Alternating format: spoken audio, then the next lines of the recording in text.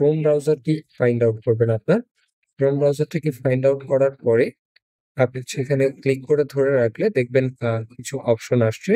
এখানে ক্লিক করার পরে আপনি ক্রোমের স্টোরেজ যে অপশনটি রয়েছে, স্টোরেজ অপশনে আসলে দেখবেন এখানে কিছু কেস ডাটা জমে আছে। এই কেস ডাটাগুলো ক্লিয়ার কেস বাটনে ক্লিক করলে আপনার ক্লিয়ার হয়ে যাবে। ক্লিয়ার করে ফেলে আপনি নতুন করে আবার যখন যাবেন, এখন আর এই ধরনের সমস্যা ফেস করবেন না। জাস্ট আপনি লগ ইন করলেই আপনার কোর্স গুলো চলে আসবে। আপনি এখানে লগ ইন করে এখানে লগ ইন করবেন। লগ ইন করে আপনি আপনার কোর্স গুলো সুন্দরভাবে দেখতে পারবেন।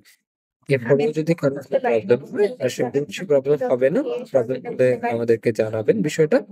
আর এছাড়া এভাবে কেস ডাটা ক্লিয়ার করে দিলে আপনি লগ ইন করতে পারেন। এছাড়া আপনারা যেহেতু একাধিক ডিভাইস ব্যবহার করার চেষ্টা করেন, সেই ক্ষেত্রে আমরা যে কাজটি করব সেটা হচ্ছে এখান থেকে লগ আউট করব।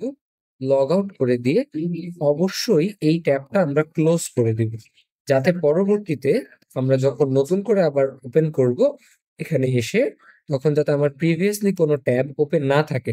প্রিভিয়াস ট্যাব ওপেন থাকলে আমার কোর্স গুলো লোড হতে প্রবলেম হয়। এই জন্য আপনারা চেষ্টা করবেন যাতে প্রিভিয়াস কোনো ট্যাবে আপনার ওই কোর্সের কোনো হিস্ট্রি না থাকে।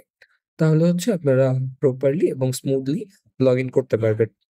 আশা করছি আপনারা এই ভিডিওটি দেখে সবাই লগ ইন করতে পারবেন। এরপরেও কোনো প্রবলেম হলে অনুগ্রহ করে আমাদের সাথে যোগাযোগ করবেন।